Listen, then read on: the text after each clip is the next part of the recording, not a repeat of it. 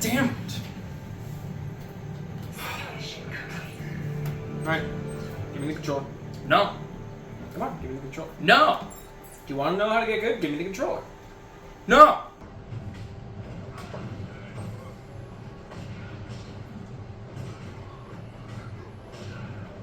Damn. I want to know how you got so... What the fuck? Where did you go? Fuck.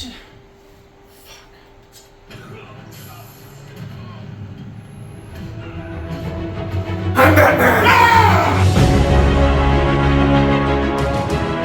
Hello and welcome back to Plotline Hotline, where we review shit so you don't have to. I'm Cole. And I'm Christian. And we are continuing with Batman's 85th, going into one of the holy grails of their interpretations with the Arkham Trilogy. Specifically, Batman Arkham Asylum, Yes. Arkham City, Yes. and Arkham Knight. Yes. Jesus. Yeah, I'm excited to do this one. This will be really good. I suppose you want me to do a synopsis? Do a synopsis of all three of them. Okay. Do a speed run. We're going to do a speed run. Okay, so first game, Arkham Asylum. Batman captures Joker after it was very early in his career and captures him, and he's like, yeah, I'm going to take you finally to Arkham and blah, blah, blah. And then Joker breaks away and then starts causing chaos in Arkham and letting everybody loose while he's planning this big thing with the Titan formula. And more or less you face all the cool villains like Killer Croc, Scarecrow, Poison Ivy, and Bane at some point. You find out a bunch of mysteries and some guys that are working with Joker, all that fun stuff. And then going into... Did that cover Asylum pretty well? Pretty much. Then Batman beats him and puts him back into Arkham, reestablishes order, then goes off to be Batman more. Yeah. I think it's like a couple years later at least. Anyway, he's more established as Batman. They started doing... So this one's Arkham City. They started making this more or less like a free air prison kind of thing called Arkham City. And then Batman, or I should say Bruce Wayne, was against it and blah, blah, blah. And then gets caught by somebody. By Hugo Strange's I guess, Hugo Strange. And put into this place, and then he has to try to figure out the mystery of what Hugo Strange is planning with Protocol 10. And then Joker's also involved, and he kind of seems to be dying, but he's not really dying. And then Joker puts his blood into Batman. Because he is dying. Because he is actually dying, and that was his big plan, and he needs to find an antidote. You get to meet Mr. Freeze and a bunch of other people, because Mr. Freeze can make the cure for the drugs, all that fun stuff, and then you go through a bunch of shit, and you find out Ra's al Ghul was partially in charge of Arkham City with Hugo Strange to eradicate the criminal filth of the city. Yep. And then Joker tries for a one-off to get the antidote for one, as well as kills off Talia al Ghul. And then you find out that the healthy Joker is actually Clayface at the end, which was kind of fun too. And then Joker perishes because he stabs Batman, and then the antidote drops and crashes everywhere. Yep. And then we move on to Arkham Knight. And he was going to give him the other half. Yeah, he was. Then we go on to Arkham Knight, and it's more time has passed, obviously, and there's this new... Oh, it starts with Scarecrow, and he's starting to experiment with his new fear toxin, and he starts in this little place, and he's like, it's going to be bigger and better than ever, and blah, blah, blah. And then, you find out some people are... Stag, I think it was making a cloud burst, trying to disperse it everywhere. You talk to, Poison Ivy, trying to get that. And meanwhile, there's another guy that seems to know everything about Batman. And then you find out later that, surprise, it's actually one of the Robins, and blah, blah, blah, and this and that. He has to deal with all of that and try to wrap up loose ends, and then he gets revealed as Batman, as Bruce Wayne, all that fun stuff. And Joker is living rent-free in his head constantly, and then, Batman dies, and then he becomes literally the epitome of fear. Yeah, that's pretty much as quick as I can make that without getting crazy into details. Anything maybe? No? No, not really. You Okay. did cover most of the big points, so well done. Bravo. Thank you. I did some good homework before this to make sure Good. I got the story right. I would hope so. Yeah. All right, so we'll start with Arkham Asylum. Arkham Asylum, what a wonderful start to a game, especially a trilogy. It kind of gets, the origin story of Batman pretty good. It doesn't, try to make up stuff that happened or make something weird. It does a very good job of, you get to explore Thomas and I can never remember her. Martha, how they died and everything, because you get to experience some of the backstory the with flashback that, stuff with with the fear flashbacks. toxin. Yep. And so that was really good. You get to explore all of Arkham prison pretty much, which is it's really cool. It's fun. I really like some of the designs with some of the villains as well, because it's a different take on a lot of the villains too, I thought. But it was also true to a lot of the comics, I think, with Killer Croc and Scarecrow. Scarecrow was a little bit different design, but either way, it was a fun introduction to the world they were creating, but also still reaching and grabbing off of the old animated series and some of the comics and everything too. So it was fun to play through. I really enjoyed it. The combat was fun. As we go on, obviously it does I think get better. And yeah, it was just a genuinely fun game. It was a fun, experience to kind of have that detective work of trying to figure out what the fuck Joker is trying to do. And yeah, it was honestly, I remember playing it the first time and it was awesome. I just loved every minute of it. Even all the little boss battles and everything, and just seeing all the villains and actually being what they're supposed to be was actually fun, because that is my biggest gripe about a lot of the games and movies is sometimes they go off right field and you're like, but you have but anyway, that's kind of my 2 cents. You covered everything. We're moving on to City. Okay, you start with City then. City takes what worked with Arkham Asylum and dials it up to fucking 11. Yeah. Combat is thought through more. You even have a bigger map to play through and actually travel through as an open world, which is really great, because then you get actual side missions as well. Yes. Get to experience a little bit more of the Rogues Gallery, such as Hush, when you find who's stealing all the faces. Yep. Then Mad Hatter as well as a one-off. Right, I forgot about that. Yep. And of course, the Mr. Freeze actually getting to play around for a little bit, and Ra's al Ghul.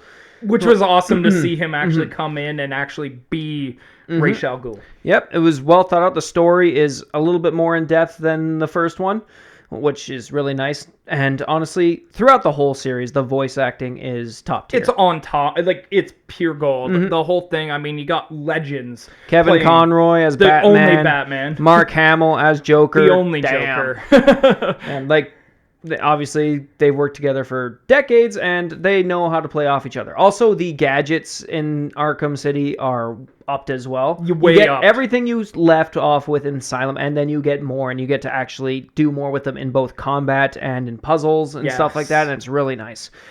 Nice, and it stands up still. It does. I don't think I have really much else to say. It would have been... I mean, Joker always seems to take the headline. I think that would be my only gripe, but I think it worked for this one. It worked for this whole trilogy, especially after seeing how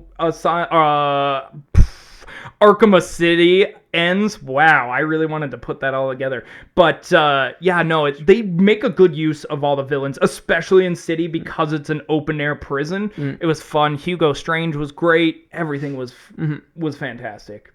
Yeah. Arkham Knight. I'll take over for this one to start off with, just because everyone gripes about the Batmobile. I will say the amount of much they use the Batmobile is too much. Way too much. But we'll leave it at that. Yeah. But it was cool, honestly, to see and get to use the Batmobile. Oh, yeah. I would agree with that, because in the other two, never got to use it. So it was cool that they implemented it, but might have been a little much.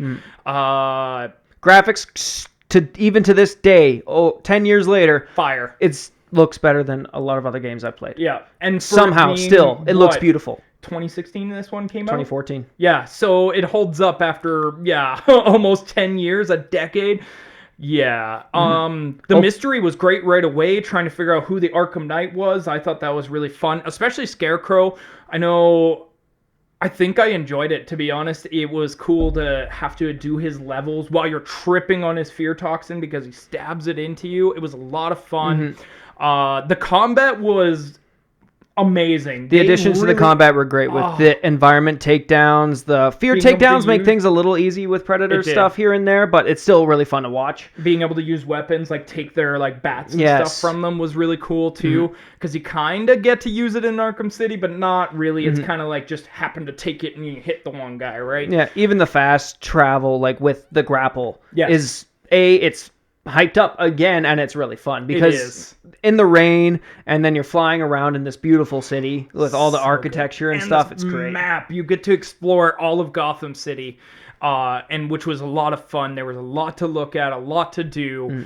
Yeah, it's just good. I do think the story dips a little bit in this one. For me, like there's plenty of it that's really awesome, and even the stuff, technically the aspects I don't like, which is that they brought Joker back from the dead. Spoilers. But it's really nice, and having Joker like pop up here and there is really fun and really funny in certain parts as well. It is. But the problem is it took away from Scarecrow. I think it did too. Yeah, and Scarecrow didn't feel like he was the main villain anymore. No, and even though he started off as the main villain. And for me, when Arkham Knight first showed up, it wasn't a mystery. Oh, see, as soon as I heard him talk and walk around, I'm like, you knew. I'm like, it's fucking Jason. Yeah. You told me it was going to be an original story, original character, and then you fucking put Jason in there. I'm still pissed. Not that his characterization was done poorly. It was done really well. No, they like even being Jason, I think getting that like tease of like, we're going to do something original and it's called the Arkham Knight. I get it, but the way they did tell the story, it was very on point for Jason. I think it worked really well, just that they shouldn't have made that promise. No, exactly. But, and then I did feel a little hurt that with Arkham City, you could play as Catwoman and go around the open world. Yes. In Arkham Knight, you couldn't do that with any of the other characters. Not even one. I remember when it was first coming out, I thought I was going to be able to do that with Nightwing and Robin as well. No. And even their DLCs just kind of sucked. They fell flat. It's like you could do them in 20 minutes. Exactly. And it didn't really add a whole lot to the story either. No, they were kind of like little epilogues, which is fine. But even like the Robin DLC for Arkham City, Harley Quinn's Revenge. Yes. Like it wasn't like you could travel through all of Arkham City, but you got a in-depth story with Robin and Batman that actually took a couple hours to do. You could actually do it in a couple hours. And it was really fun, and we actually got to be Robin, considering we only really got teased with him earlier in the story for that one. Yeah. But, yeah, that's where Arkham Knight kind of falls flat for me. Yeah. Personally, because there's a lot of stuff that they added to it, which was great, but then the stuff that I was hoping they would finish off with was disappointing. Like, we didn't even get to go into fucking Wayne Mansion. No. And he has a Batcave in the city, which is fine. Yep. Well, technically, too, because he had the clock tower for Oracle as well. Yes. But then I was like, we don't get to go into the actual finished mansion / Batcave. And you would think after 3 games, you know what I mean? Yeah, because you can look off into like the forest and stuff or whatever from some of the stuff and see the mansion. You can see it off in the distance, but you can never go into it. No. Except in the challenge modes. But even then, it's still not quite the same. It's not the same because you could actually walk around in the story, right? Where in challenge mode, you're busy. Yeah. No, it was, I think, overall a good game, but I think, honestly, the weakest out of the 3 just because of the story and how much Batmobile combat that you had to do. I said we weren't going to go on. Oh, I'm sorry. You're correct. I'm not saying you're wrong. Yeah.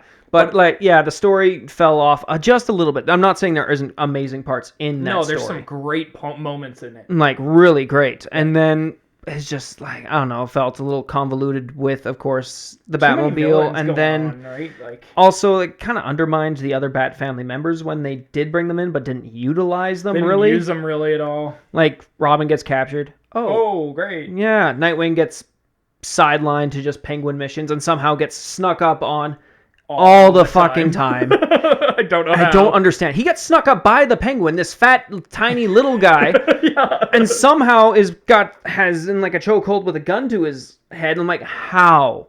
Yeah. How the hell?